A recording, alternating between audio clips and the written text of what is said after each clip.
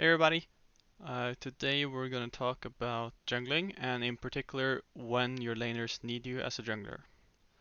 So there's a lot of different situations. We're going to cover a few of them here. We got a couple examples coming up.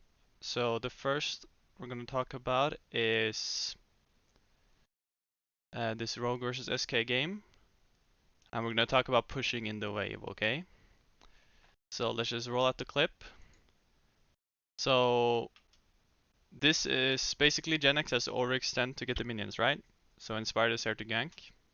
This is all good. They won't get the killer, but they'll chunk him. And now, this is where Inspired does something really good, right? He sticks around to push in the wave together with Larson. Now this is really good. One, because if we take a look at the wave, Larson can't freeze this, right? So this will push towards Gen X no matter what. So he needs to push this, and basically Inspired is speeding up the process. Now they're gonna stick around because they know Gen X really wants this wave, and the only way he can get it is if he sticks around with low HP. So if we look at the minimap, Inspired is literally staying around the lane. Like they're not taking plates here, they're just hunting for Gen X because they know he needs to. So not only does he push in the wave, he then follows through with the punish. So now they're denying, like, how much was that?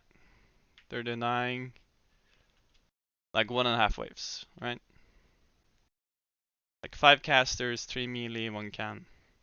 Now he might reach like a few casters just because there's a cannon there, but the principle still stands, right?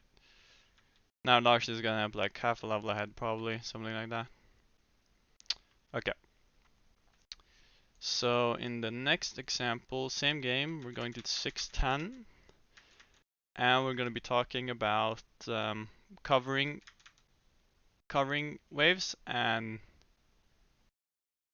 punishing stacking waves or slow stacking. So in this scenario, Sakura has a huge wave building up and it's pushing into Finn. Now both jungler meets, it doesn't matter, but the thing is both junglers they know they need to be here, right? Because one, Trick needs to cover this wave and potentially dive. Like if there's a huge wave pushing, diving is really beneficial as well, but Trick just wants to secure Sakura because he knows that um, Sakura has to overextend to push in this wave, then he's vulnerable and then they can potentially freeze the wave, right? Rogue can potentially freeze the wave if Sakura gets cucked there. So both junglers are gonna stick around for a little bit because they know they both need to be here.